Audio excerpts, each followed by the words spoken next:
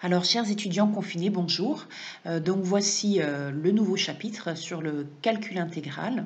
Vous trouverez le PDF sur Moodle, mais ce n'est pas la peine de tout imprimer, hein. Vous pouvez prendre une feuille et de quoi noter pour résoudre les exercices de ci, de là. Alors, nous avions déjà rencontré le calcul approché d'intégrale en outil logiciel au semestre 1, et pour cela, nous avions utilisé les méthodes des rectangles, des trapèzes et de Simpson. Nous avions déterminé, grâce aux sommes de Riemann, l'aire algébrique comprise entre l'axe des abscisses, la courbe représentant y égale à f de x et les droites d'équation x égale a, x égale b. Voyons ça de plus près. Donc, pour déterminer l'aire algébrique compris entre la courbe, l'axe des abscisses et les droites x égale a, x égale b, nous avions divisé notre intervalle AB en n sous-intervalles de même longueur, h, qui est égal donc à la longueur de l'intervalle b-a divisé par le nombre de sous-intervalles. Donc ici, vous aviez donc n sous-intervalles de même longueur, h. Nous avions ensuite calculé l'aire algébrique de chaque rectangle ici. Donc pour le premier, il s'agit de h fois f de x0. Pour le deuxième, h fois f de x1. Pour le troisième, h fois f de x2, etc. Jusqu'au dernier, celui-ci, h fois f de xn-1. Nous obtenions ainsi ce que l'on appelle la somme de Riemann, c'est-à-dire sigma pour i variant de 0 jusqu'à n-1 de h fois f de xi. Mais l'aire de tous ces rectangles hachurés donne une mauvaise approximation de l'aire comprise entre l'axe des abscisses et la courbe et les droites d'équation x égale a, x égale b. Voilà pourquoi les mathématiciens ont décidé de faire tendre n, le nombre de sous-intervalles, vers plus l'infini. Vous comprenez bien que plus le nombre de sous-intervalles est important, moindre va être l'erreur d'approximation ici. Donc, quand n tend vers plus l'infini, qu'est-ce qui se passe? Eh bien, le pas d'intégration, ce qu'on appelle le pas d'intégration, c'est h, la longueur de chaque sous-intervalle, qui est égale à b-a sur n, va tendre vers 0. Et donc, l'erreur d'approximation sur chaque intervalle va, elle aussi, tendre vers 0. Nous obtenons donc, quand n tend vers plus l'infini, une somme infinie, d'accord, que l'on peut aussi noter sigma pour i variant de 0 à l'infini de h fois f de xi. Cette somme infinie, si elle est finie, si elle donne un nombre fini, eh bien, à ce moment-là, on dit que la fonction f est intégrable sur l'intervalle AB. Et on note, avec ce symbole que vous connaissez bien, l'intégrale de f de x dx sur AB, la limite, quand n tend vers plus l'infini, de cette somme de Riemann. Alors, si on compare bien ces écritures, vous voyez que ici vous avez un sigma. Un sigma, c'est quoi? Un sigma, c'est une somme discrète. On dit qu'elle est discrète. Pourquoi? Eh bien parce qu'on somme suivant la variable ici de sommation qui est i. Et i, c'est un antinaturel.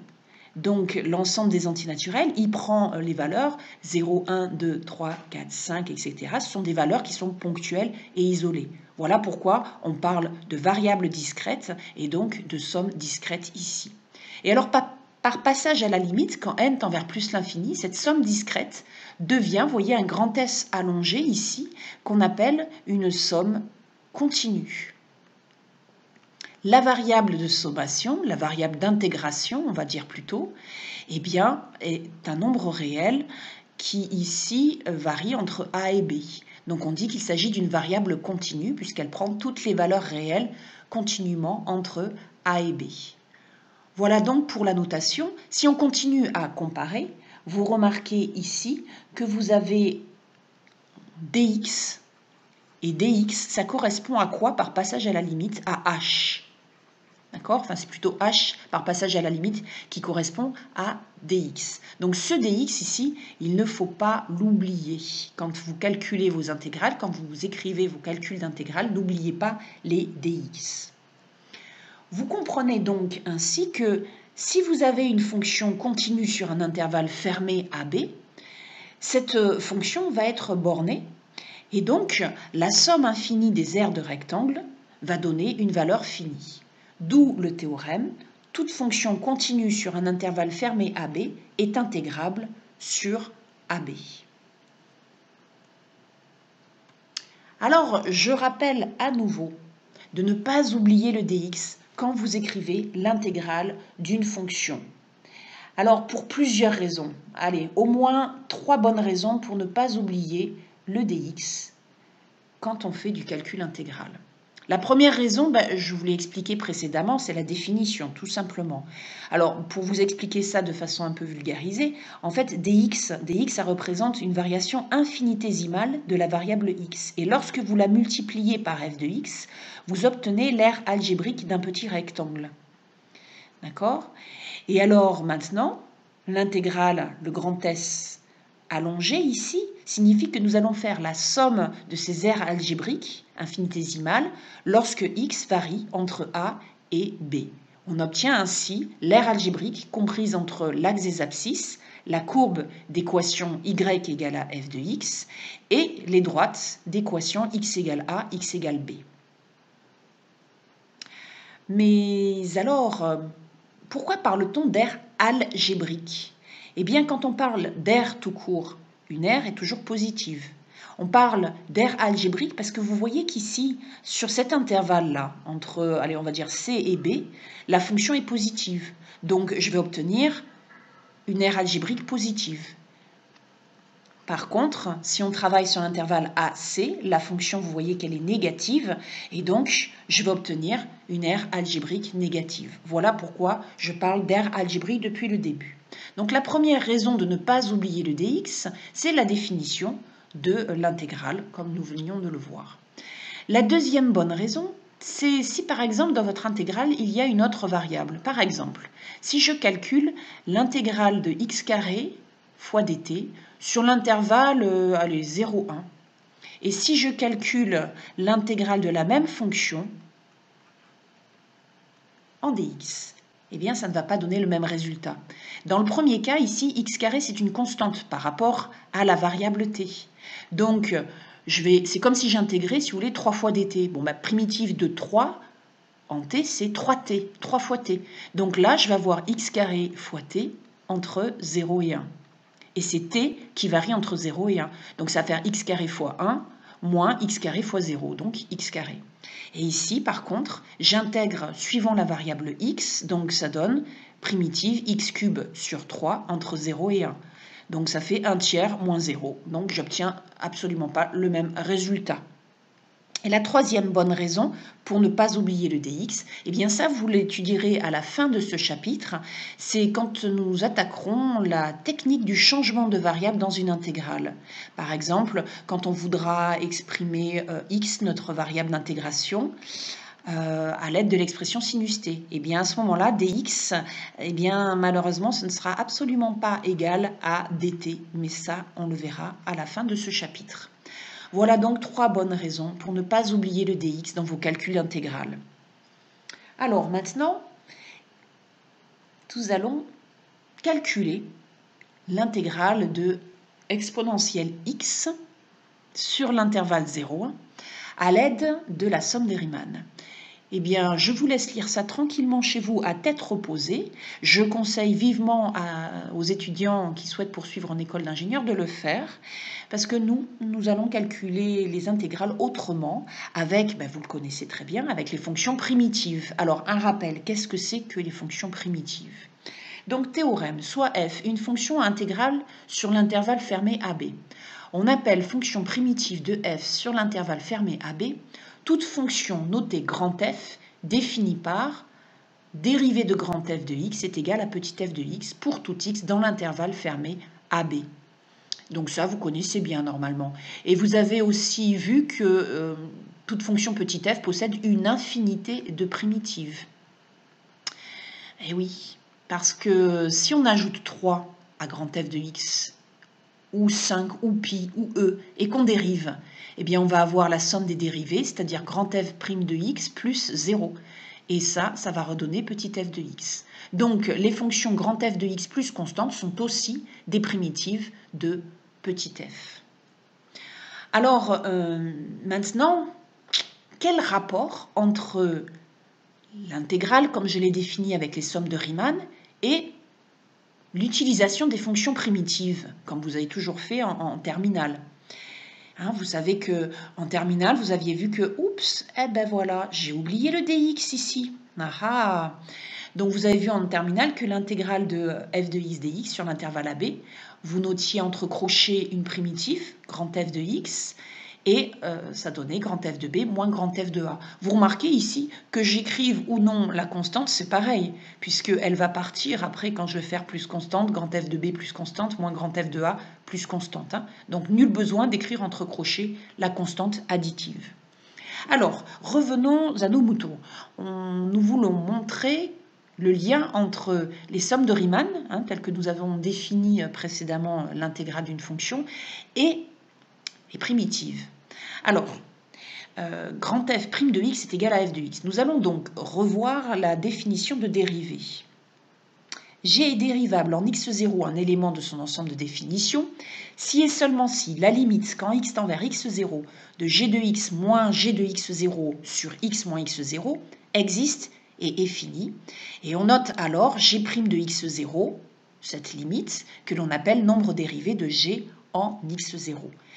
Ça, ce sont les notations que j'avais utilisées lors du chapitre sur le chapitre précédent, hein, sur les fonctions.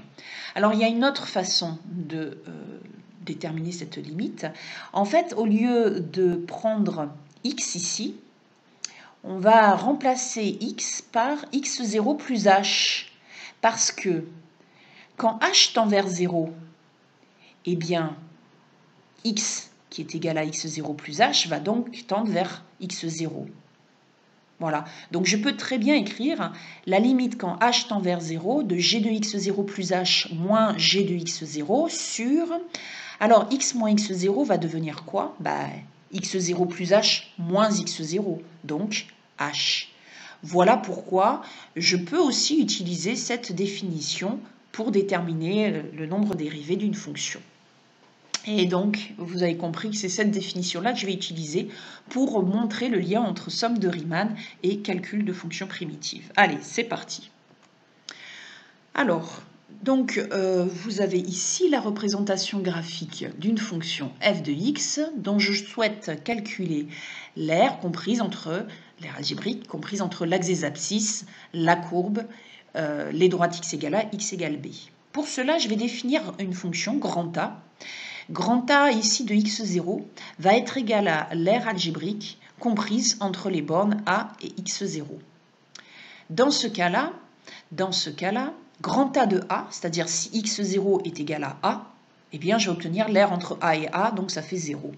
Et grand A de B, c'est-à-dire si x0 est égal à B, eh bien ça me donne justement ce que je cherche à calculer, l'intégrale de petit f de x entre A et B. Alors maintenant, que se passe-t-il si ici, j'augmente de h? D'accord? C'est-à-dire ici, j'ai x0 plus h.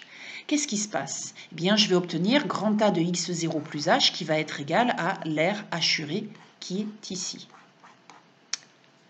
Alors, voyons voir ça. Donc ici, c'est ce que je vous disais, j'ai x0 plus h. Et donc, x0 plus a de x0 plus h qui est toute cette aire ici. Bien. Alors à ce moment-là, si je veux calculer a de x0 plus h, l'aire hurée en vert, moins a de x0, l'aire entre ici a et x0. Je vais obtenir l'aire qui est comprise entre x0 et x0 plus h. D'accord? Cette partie-là. Donc cette partie-là, si je regarde bien, voilà, cette partie-là, d'accord? Eh bien, quand h tend vers 0, je vais l'approximer par l'aire de ce rectangle ici. Ok? Et l'aire de ce rectangle, c'est quoi? Donc l'aire algébrique, bien entendu, hein, c'est h fois f de x0. Ok? Donc quand h tend vers 0, cette portion ici va être négligeable. Et donc, je vais pouvoir approximer a de x0 plus h moins a de x0 par h fois f de x0. Alors maintenant, je divise tout par h, donc j'obtiens ce résultat. Et maintenant, je fais tendre h vers 0. Donc si je fais tendre h vers 0, bien ici, je vais obtenir l'égalité. L'approximation va devenir égalité. Et alors, si je regarde bien cette limite que je viens d'écrire, eh bien ça me rappelle effectivement la définition précédente. Vous savez, le nombre dérivé de la fonction ici grand A en x0. Donc j'obtiens l'égalité. La dérivée de grand A en x0 est égale à f de x0 pour tout x0 dans l'intervalle AB. Je peux l'écrire sans le x0, hein, c'était uniquement pour que vous compreniez mieux. Donc je peux écrire que pour tout x, A' de x est égal à f de x. Mais alors, à ce moment-là, ça veut dire que grand A est une primitive de petit f. C'est la définition, ça, d'une fonction primitive. Donc, grand A est une primitive de petit f. Alors, à ce moment-là, grand A, c'est égal à grand f de x plus constante. C'est comme ça qu'on a noté une primitive de petit f. Alors, je vais chercher maintenant à calculer cette constante, qu'on appelle aussi constante d'intégration. Vous vous rappelez, précédemment, nous avions vu que grand A de A égale à 0, parce que c'est l'aire entre A et A. Bon, ben, je vais utiliser justement cette condition initiale, si vous voulez, c'est comme une condition initiale, hein, et ça va me permettre de déterminer la valeur de la constante. Oui, parce que grand A de A, c'est aussi grand F de A plus constante. Donc grand F de A plus constante est égal à 0, donc constante est égale à moins F de A. Donc ça veut dire que grand A de x, on peut l'écrire ici, pour que ce soit un peu plus clair. Donc, ça veut dire que grand A de x, c'est égal à grand F de x plus notre constante qui est égale à moins grand F de A. Ah, mais vous vous rappelez ce qu'on avait expliqué tout à l'heure, grand A de B? Grand A de B, c'est l'aire comprise entre A et B. Autrement dit, c'est l'intégrale entre A et B de petit f. Ah, d'accord, donc grand A de B, eh bien, c'est égal à grand F de B moins grand F de A. Voilà d'où vient la formule de l'intégrale que vous aviez utilisée en terminale. Voilà, l'intégrale de petit f de x dx, c'est donc égal à grand F de B moins grand F de A, où grand F est une primitive de petit f, c'est-à-dire sa dérivée est égale à petit f de x. Alors, maintenant, nous allons passer au formulaire qu'il faut connaître par cœur. Donc, d'où vient ce formulaire? Alors, tout d'abord, avant de commencer, je vous rappelle les notations que nous avions déjà utilisées au semestre 1. Quand je ne mets pas de borne à une intégrale, ça veut dire que je cherche toutes les fonctions primitives de cette fonction. D'accord? Donc, ça donne grand f de x, une primitive de petit f, plus constante. Allez, regardons de plus près ce tableau. Alors en fait, pour construire ce tableau, les mathématiciens ont utilisé le tableau de dérivée dont nous avions démontré quelques formules dans le chapitre précédent. Par exemple, la dérivée de u puissance n, donc on compose la fonction puissance avec la fonction grand U, ça donne n fois grand U puissance n moins 1 fois U'. D'accord ? Donc ici, que se passe-t-il? Eh bien, quand on veut faire la formule contraire, eh bien, nous allons avoir U' alpha. D'accord? Votre alpha, ça va être n-1. Donc, on va ajouter 1 à l'exposant et on va diviser par l'exposant. Et on n'oublie pas la constante. Alors, attention, hein, cette formule, elle n'est valable que si alpha est différent de moins 1. Et alors, que se passe-t-il si alpha est égal à moins 1? Eh bien, ça, nous le verrons dans la formule ici, la quatrième formule. Alors, quand u égale x, quand petit u égale x dans cette formule, eh bien à ce moment-là, u' va être égal à 1. La dérivée de x, c'est 1. Et nous obtenons donc la formule qui se trouve à la colonne de gauche. Donc ici, c'est un cas particulier que nous allons poser pour partir de la colonne droite vers la colonne de gauche. En fait, on pose grand U égale x. La deuxième formule, eh bien, elle vient de la formule que vous connaissez bien, hein, la dérivée de racine carrée de u, c'est u' sur de racine carrée de U. Donc attention, cette formule, elle est valable si grand U est strictement positif. Alors c'est vrai que dans ce tableau de primitifs, je n'ai pas écrit les ensembles de définitions, c'est un petit peu voulu, c'est pour éviter de surcharger le tableau, parce que normalement les ensembles de définitions, vous maîtrisez dans le précédent chapitre, et puis depuis le semestre 1, nous en parlons, donc normalement ça ne devrait pas poser de problème, Alors la dérivée d'exponentielle U, vous savez qu'il s'agit de U' fois exponentielle U. Donc ici, nous avons primitif de U' fois exponentielle U qui donne exponentielle U plus constante d'intégration, cas particulier quand U égale X, nous retrouvons la fameuse formule primitif de exponentielle X égale à exponentielle X plus constante. Ici, le logarithme népérien, alors attention, X doit être non nul, d'accord, donc ici U' non nul. Quand je n'écris rien, ça veut dire que U est un réel, ou X est un réel. La dérivée, je passe à la suivante. Primitif de U' sur U carré, c'est moins 1 sur U plus constante. Alors, je vous rappelle que nous avions vu dans le premier chapitre, oui, non, c'est dans le deuxième, sur les primitives de fractions, parce que c'est vrai que depuis le début de l'année, on a malgré tout utilisé quelques primitives. Et donc, dans le chapitre sur les fractions, nous avions vu déjà que primitif de U' sur U puissance n, c'est moins 1 sur n-1, U puissance n-1. Voilà, donc ici, vous avez un cas particulier quand n égale à 2. Sinon, si vraiment vous ne vous rappelez plus de cette formule, vous pouvez aussi la retrouver en disant que U puissance 2, c'est U puissance moins 2, et en appliquant la formule ici, qui est là. D'accord? En appliquant cette formule ici. Voilà. Bien, alors ensuite, les suivantes, on les avait déjà utilisées maintes et maintes fois. Alors là, je vais quand même rajouter que X est non nul et U est non nul. Voilà. Donc ça j'ai mis un prime là. Bon, je me suis trompée. Voilà. Donc, voilà, les formules suivantes, on les a utilisées. C'était où? Ouais, c'est là. On les a utilisées déjà maintes reprises, donc je ne vais plus en parler. Bon, seulement écrire quand même que l'ensemble de définitions ici pour ces deux formules, X doit être différent de pi sur 2 plus kpi, où k est un entier relatif. Voilà, donc ça, il ne faut pas l'oublier. Et donc U, pareil, est différent de pi sur 2 plus kpi. Bien, la suite de ce tableau.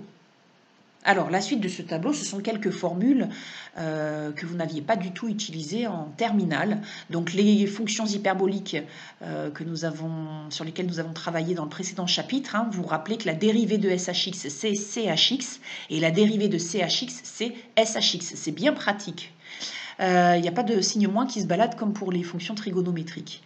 Donc ici, attention, n'oubliez pas le U', U' SHU, ça donne CHU.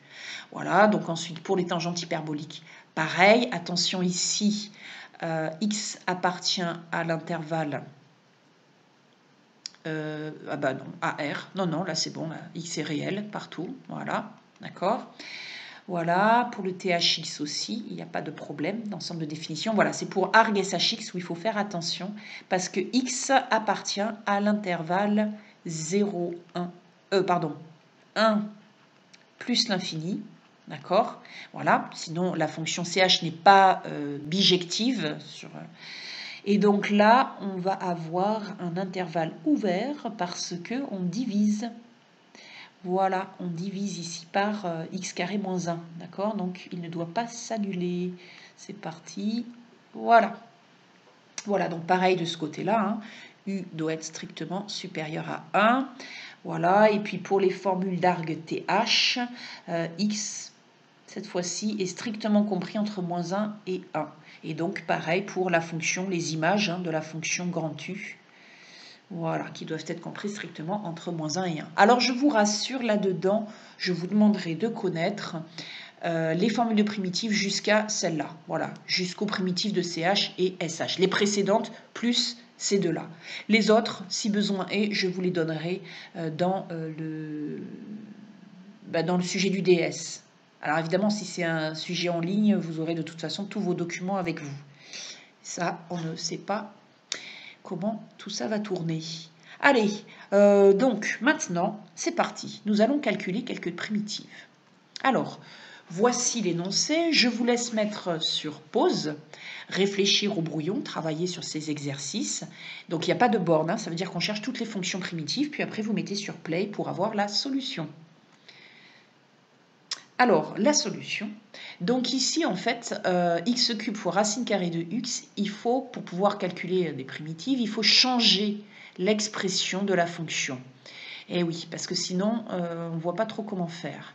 Donc en fait, vous savez que la racine carrée de x, c'est x puissance 1 demi. Donc on va avoir x puissance 3 plus 1 demi, ça fait donc 7 demi. Voilà, n'oubliez pas les dx surtout. Et donc primitive, on utilise la formule, vous savez, hein, x puissance primitive de x puissance n, enfin vous l'avez sous les yeux. Hein.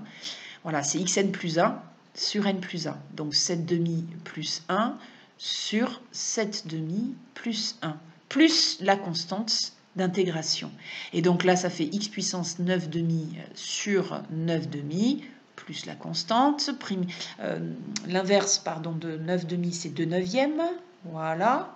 Et puis, donc, on obtient... Alors, x puissance 9 demi, on va peut-être le changer quand même. Hein. On va changer son expression, c'est ça que je veux dire par là. Donc, x puissance 9 demi, c'est comme si on avait x puissance 4 plus 1 demi. Donc, ça fait x puissance 4 fois racine carrée de x. Voilà. Donc, on va écrire ici x puissance 4 fois racine carrée de x plus la constante d'intégration. Donc, j'imagine que vous avez travaillé la suivante. Sinon, vous mettez sur pause, puis sur play pour avoir la solution. Alors là, vous reconnaissez la formule u' fois cos u. D'accord? Donc, ça donne sinus u plus constante. Donc, votre u ici, c'est 3x moins 1. Donc, u', eh bien, c'est 3. Ah ben, ça tombe bien, il est juste devant ici. On a de la chance. Donc, j de x est égal à sinus de 3x moins 1 plus la constante d'intégration. Allez, mettez sur pause puis sur play pour avoir la solution de l'intégrale suivante. Alors ici, la formule à utiliser, c'est u', u alpha. Donc, ce qui donne u puissance alpha plus 1 sur alpha plus 1 plus une constante d'intégration. Le u ici, c'est 2x plus 5. Donc, u', bah, la dérivée de 2x plus 5, c'est 2. Ah bah tiens, ça tombe bien, on l'a ici. Voilà, alpha c'est égal à 10. Hein. Donc, k de x est égal à, eh bien, 2x plus 5, le tout à la puissance 11, divisé par 11, plus la constante d'intégration. Vous mettez sur pause puis sur play pour avoir la solution. Bon, la suivante, elle n'est vraiment pas compliquée, puisqu'il s'agit tout simplement de la formule de arctangente x. Voilà, donc on avait déjà pas mal travaillé sur cette primitive dans le chapitre sur les fractions. Allez, exercice suivant. Donc vous mettez sur pause puis sur play pour avoir la solution. Je vais changer de couleur. Allez hop, c'est parti. Donc ici, alors on reconnaît, dès qu'on a une fraction, on pense à la formule primitive de u' sur u, qui donne ln de valeur absolue de u. Voilà, on pense tout de suite à cette formule. Mais ça, on l'avait vu hein, déjà pas mal hein, dans le chapitre sur les fractions, toujours pareil, on a déjà pas mal avancé sur le sujet. Donc ça, c'est votre grand U. Vous calculez la dérivée, eh bien, dérivée de x³ moins x plus 10, c'est 3x2 moins 1. Ah ben ça tombe bien, on l'a au numérateur. Donc L de x est égal à ln de valeur absolue de x³ moins x plus 10 plus constante. Allez, la formule suivante, bon, on reconnaît tout de suite u' fois exponentielle u. Vous pouvez mettre sur pause, au fait, c'est vrai, j'ai oublié de le dire. Qui donne donc exponentielle u plus constante. Donc ici, votre u, c'est 5x. Donc u', la dérivée de 5x, eh bien c'est 5. Ah ben ça tombe bien, on l'a devant. Donc ça donne exponentielle 5x plus constante. Vous mettez sur pause, puis sur play. Alors ici, on reconnaît la formule u', sur 2 racine carrée de u. Alors, le u, semblerait que ce soit x carré plus 1. Donc, u', c'est 2x. Ah, ok. Eh ben, il nous manque justement 2 pour avoir u', mais il nous manque aussi 2 pour avoir la formule. Ah, ben ça tombe bien. Donc, voilà, n de x est donc égal à racine carrée de u, c'est-à-dire racine carrée de x carré plus 1, plus la constante. Dernière formule, vous reconnaissez u' sur u carré. Primitif de u' sur u carré, eh bien c'est moins 1 sur u, plus constante. Donc ici, le u, c'est pas bien compliqué, c'est x plus 3, d'accord? Donc u, c'est x plus 3. Donc u', ben, c'est 1. Ah bah oui, donc on a la formule directement, donc ça fait moins 1 sur x plus 3, plus la constante additive. Voilà pour les exercices de primitives. Donc, je ferai une séance de soutien où je vous donnerai plein de primitives à calculer comme ça pour vous entraîner. Alors, maintenant, passons aux intégrales avec des bornes. Donc, soit f, une fonction continue sur l'intervalle fermé AB. Il existe alors grand F, une fonction primitive de petit f. Et on a alors la formule que vous connaissez bien depuis la terminale. Alors, juste une petite remarque, que se passe-t-il si f n'est pas continu en une borne de l'intervalle AB? Eh bien ça, c'est ce que nous verrons à la toute fin de ce chapitre, au travers des intégrales dites généralisées ou impropres. Allez, compléter. Bon, alors là, c'est vraiment pas compliqué. Primitif de exponentielle t, c'est exponentielle t. Les bornes, nous les écrivons ici, entre 0 et 1. Et après, on fait borne du haut moins borne du bas. Donc exponentielle 1 moins exponentielle 0, ce qui fait e moins 1. Alors cette intégrale, vous vous rappelez, nous l'avions calculée en diapositive 3. En fait, on ne l'a pas calculée. Je vous ai dit d'aller lire le polycopier du cours et de voir comment on calcule avec la somme de Riemann une telle intégrale. Eh bien, nous avions bien 15 lignes pour calculer cette intégrale. D'où l'intérêt d'apprendre par cœur ces primitives. Vous voyez ce que je veux dire. Allez, on passe à la formule suivante. Alors, primitive de 0, intégrale de 0 à e-1 de 1 sur x plus 1. Bien. Eh bien, ça donne quoi ça? Eh bien, ça donne la formule avec le logarithme. D'accord? U' sur u, avec u égale x plus 1. Donc, u' est égal à 1. Allez, ça donne ln de valeur absolue de x plus 1 entre 0 et e-1.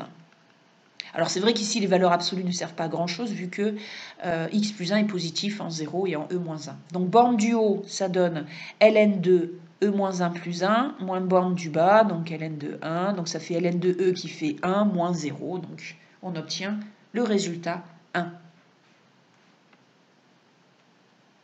Alors, une application, donc ça, nous l'avions déjà étudié en semestre 1, si vous vous rappelez un petit peu, la valeur moyenne d'une fonction est donnée par la formule 1 sur la période de cette fonction, si elle est périodique, bien sûr, la fonction, voilà, on intègre de 0 à grand T. Alors ici, la fonction sinus oméga t est périodique, de période 2pi sur oméga, je le fais vite parce que vous l'avez déjà vu, Donc la valeur moyenne, c'est l'inverse de 2pi sur oméga, c'est-à-dire oméga sur 2pi, fois l'intégrale de 0 à 2pi sur oméga de la fonction sinus oméga t dt. Voilà. Et donc après, primitive de sinus oméga t, c'est moins cos oméga t sur oméga. Ça, vous le connaissez, en semestre 1, on l'a beaucoup utilisé, cette primitive. Et puis, on vient de le revoir. Donc, les oméga ici s'en vont. Tac. Donc, ça fait 1 sur 2pi fois moins cosinus de oméga fois 2pi sur oméga, moins plus, cos 0. Voilà, donc ici les oméga s'en vont, ça fait cos de pi qui fait 1, donc moins 1 plus 1, 0. Et vous retrouvez le résultat que vous connaissez bien sûr. Il n'est pas utile de faire ce calcul d'intégrale en fait pour obtenir la valeur moyenne de la fonction sinus oméga t, puisque on obtient ici, voilà, voilà, ça donne l'aire algébrique entre l'axe des abscisses, la courbe, et x égale 0, x égale 2pi sur oméga. Et en fait, je parle bien d'aire algébrique, vous l'avez bien entendu.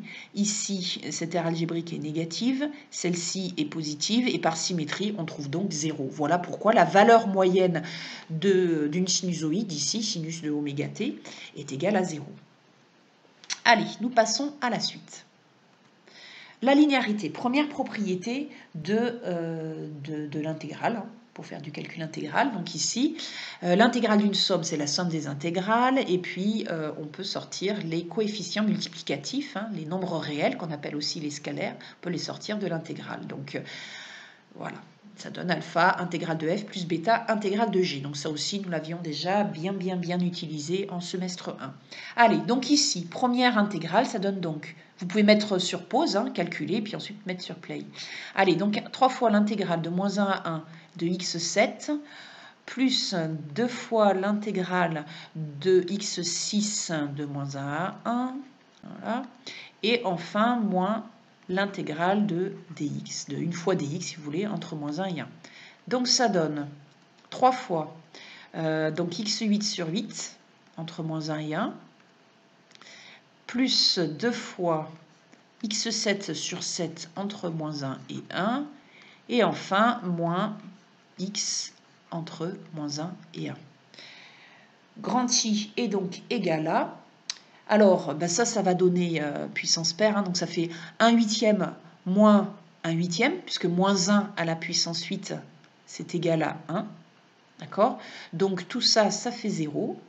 Ensuite ici, puissance impaire, ça va faire 1 septième moins 1 septième, donc plus 1 septième. Donc là, on va avoir 2 fois 2 septièmes, donc 4 septièmes. Et là, à nouveau, puissance impaire, attention, on a un moins devant. Donc ça va faire x moins moins 1, donc plus 1, donc ça fait 2. D'accord? Voilà. Donc on trouve 4 moins 14, ça fait moins 10 sur 7. Voilà. Ok? Allez, nous passons à la suivante. Alors, la suivante, ici, nous avons une fraction à intégrer. Alors, on pense à U' sur U, tout de suite. Sauf que, si U est égal à 1 plus X, alors U' c'est égal à 1, et pas à X. Et le X, on ne peut surtout pas le sortir de l'intégrale. De l'intégrale, nous ne pouvons sortir que des constantes multiplicatives. Alpha, bêta, etc. D'accord ?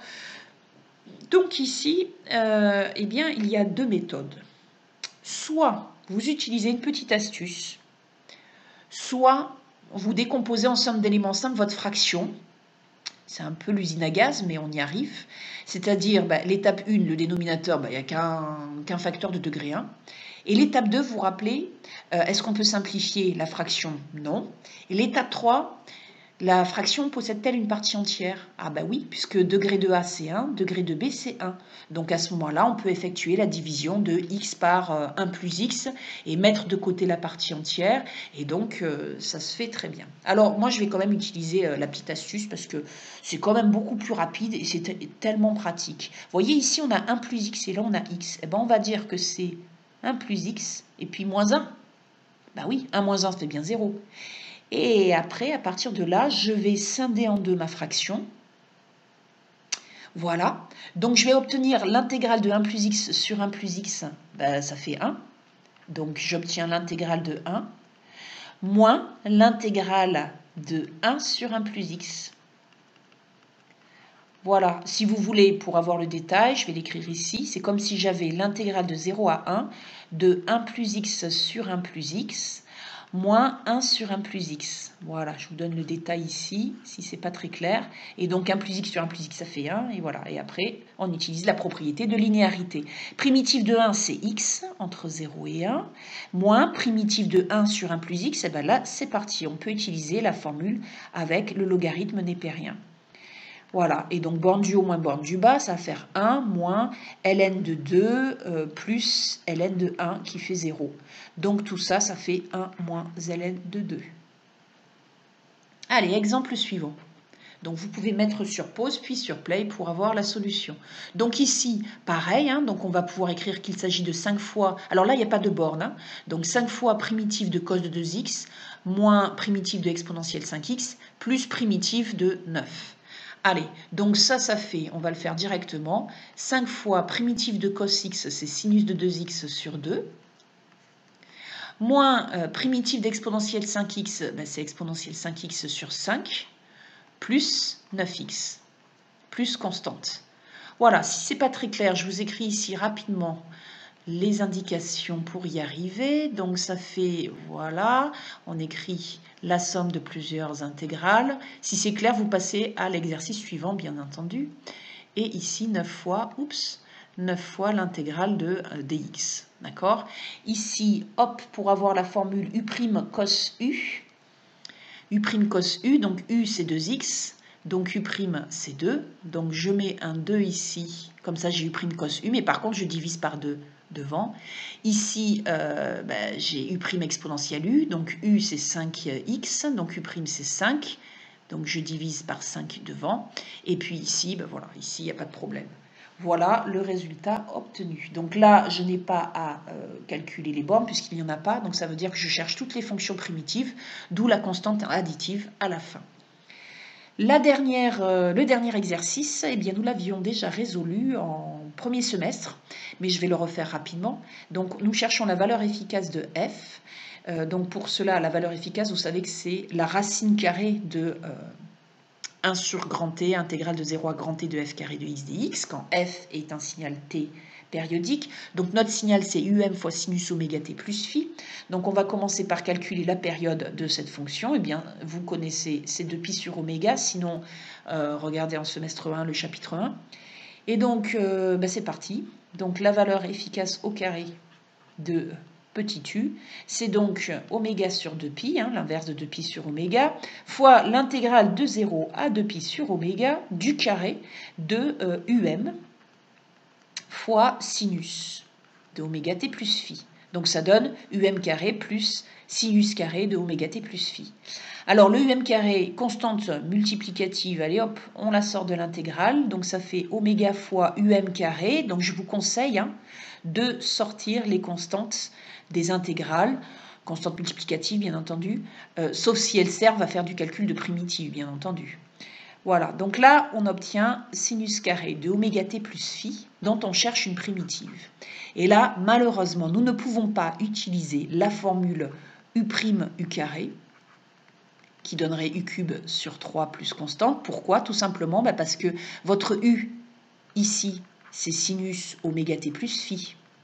Et donc u', ça serait oméga fois cosinus de oméga t plus phi.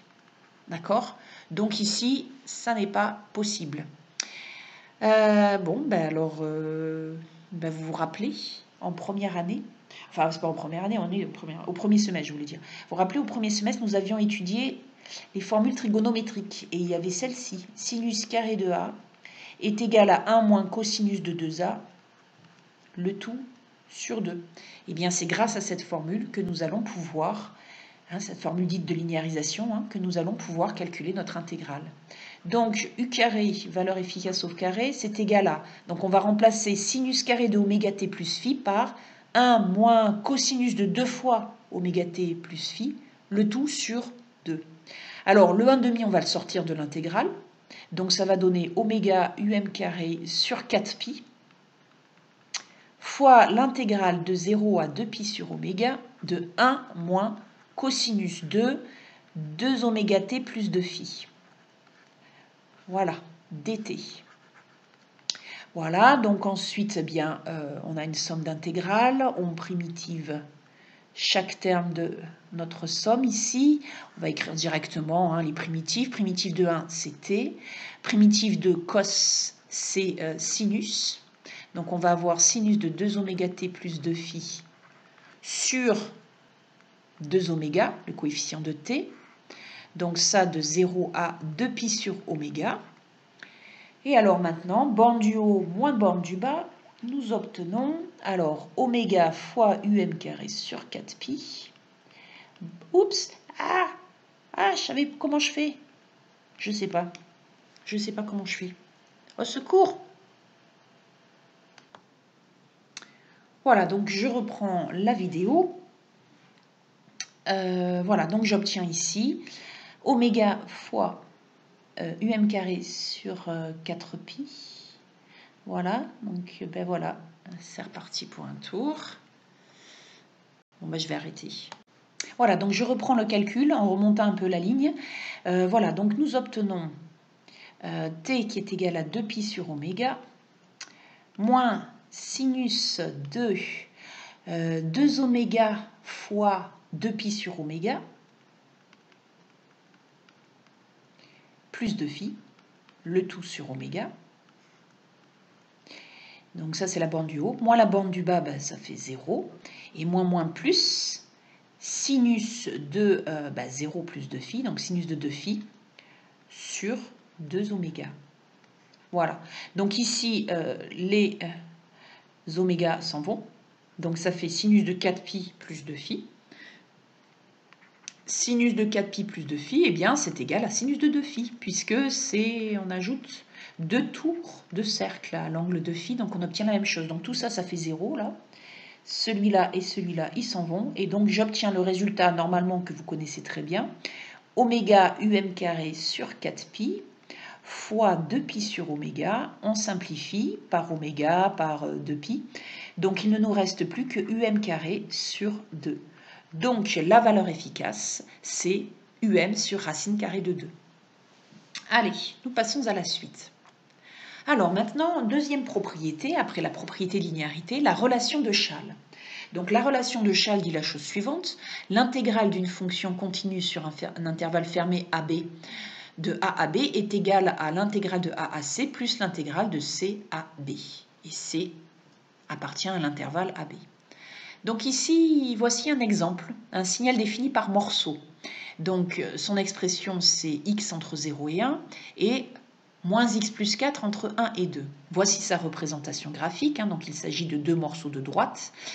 Ici, vous avez le crochet fermé, donc le point, comme je vous l'ai expliqué dans le chapitre précédent, crochet ouvert ici en 1, fermé en 1 et fermé en 2. Allez, donc pour calculer cette intégrale, nous sommes obligés de la couper en deux grâce à la relation de Chasles. Donc nous disons qu'il s'agit de l'intégrale de 0 à 1 de f de x dx plus l'intégrale de 1 à 2 de f de x dx. Voilà, on remplace. Donc ça donne l'intégrale de 0 à 1 de x plus l'intégrale de 1 à 2 de moins x plus 4. Voilà, primitive de x, ça donne x carré sur 2, entre 0 et 1, plus primitive de moins x plus 4, ça donne moins x2 sur 2 plus 4x, entre 1 et 2.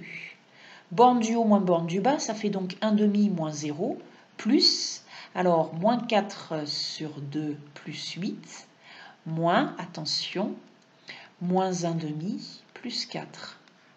Donc au final, nous trouvons ici moins 2 plus 8 fait 6, et là on a plus 1, 7, et donc ça donne 3. Voilà. Alors ce résultat, on peut aussi le calculer graphiquement, ici dans ce cas-là, puisque la fonction n'est pas compliquée, ce sont des bouts de droite, donc on n'a plus qu'à calculer des aires de triangle et de rectangle, vous voyez ici, l'aire comprise entre l'axe des abscisses, la courbe et les droites d'équation x égale à 0 et x égale à 2, voilà, je assure ce que ça donne. Donc ici, vous avez une unité d'aire plus une unité d'aire plus une troisième unité d'aire. Donc on retrouve bien 3. Allez, dernière propriété. Ah non, je n'ai pas fini avec la relation de Chasles. Donc oui, il y a un cas particulier. Lorsque C est égal à B, donc qu'est-ce qui se passe? Eh bien à ce moment-là, nous avons l'intégrale de A à A. Et donc ça donne 0. Et grâce à ce cas particulier, nous en déduisons la fameuse formule que vous connaissez bien. Lorsque on échange les bornes d'une intégrale, eh bien, il y a un signe moins qui apparaît. Si jamais vous n'en êtes pas convaincu, regardez, si on passe par l'écriture, vous savez, de grand F de x, bon ici c'était, bon peu importe, entre A et B, ça va donner grand F de B moins grand F de A. Et ici, les bornes sont inversées, donc ça fait grand F de t entre B en bas et A en haut, donc ça fait grand F de A moins grand F de B. Donc vous voyez bien que ces deux formules sont inversées. Enfin, sont opposées, pardon, sont opposées. Oula. Voilà. Allez, la suite. Les inégalités et le calcul intégral. Soit f et g, deux fonctions continues sur un intervalle fermé AB, elles sont donc toutes les deux intégrables. Si elles sont rangées dans cet ordre, c'est-à-dire que f de x est inférieur ou égal à g de x sur l'intervalle fermé AB, alors eh bien, les intégrales sur AB vont être rangées dans le même ordre. Voilà, donc ça nous permet en fait de faire de l'encadrement d'intégrales lorsqu'on ne connaît pas de primitives et qu'on ne peut pas calculer les intégrales. Donc ici, voilà, vous en avez un exemple, 1 sur 1 plus x puissance 4. Donc les formules, si vous voulez essayer, donc u' sur u ne va pas marcher parce qu'il faudrait qu'à ce moment-là, u soit égal à 1 plus x puissance 4 et que la dérivée soit égale à 4x cube. Or, au numérateur, on ne peut pas faire apparaître ce 4x cube. Nous avons également la formule u' sur 1 plus u carré, éventuellement, sauf que ici, ça voudrait dire que u serait égal à x carré, et donc u' à 2x. Donc là, pareil, nous ne pouvons pas utiliser la formule avec l'arc tangente. Allez, donc voilà pourquoi nous souhaitons encadrer cette intégrale pour en avoir au moins une valeur, un encadrement. Alors, on commence par x. X est compris entre 0 et 1. Donc, x puissance 4, x puissance 4, c'est une fonction croissante sur les nombres positifs. Entre 0 et 1, c'est une fonction croissante. Donc, on va obtenir entre 0 puissance 4 et 1 puissance 4. On ajoute 1. Donc, on ne change pas le sens de l'inégalité. Oups, j'ai oublié le petit 4. Et on inverse. Autrement dit, on applique la fonction inverse qui est décroissante. Donc là, on change le sens de l'inégalité. Donc on obtient un demi à gauche et un à droite. On intègre, d'accord, c'est-à-dire qu'on applique la formule, parce que cet encadrement, il est valable pour tout x dans l'intervalle fermé 0, 1.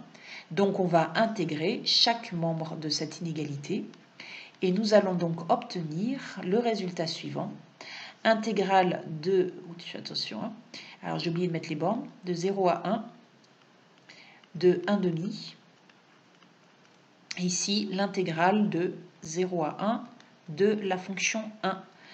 Voilà, donc ça fait x entre 0 et 1, donc ça fait borne du haut 1 moins 0. Ici, ça fait 1 demi fois l'intégrale que l'on vient de calculer, donc 1 demi fois 1. Voilà, donc notre intégrale grand I est donc comprise entre 1 demi et 1. Voilà. Voilà, donc voilà, c'est fini. C'est fini pour cette partie. Attention, j'ai une surprise quand même. J'ai une surprise. Alors la première surprise, c'est, je vous rappelle, de ne pas oublier des x, comme moi je l'ai fait au début de cette présentation. Et puis la deuxième surprise, c'est regardez, attendez, patientez un peu et voyez dans quel état d'esprit je suis en ce moment. Je suis Zinzin! Je suis Zinzin! Voilà! Je suis Zinzin! Je suis Zinzin! Voilà! Je suis Zinzin! Voilà.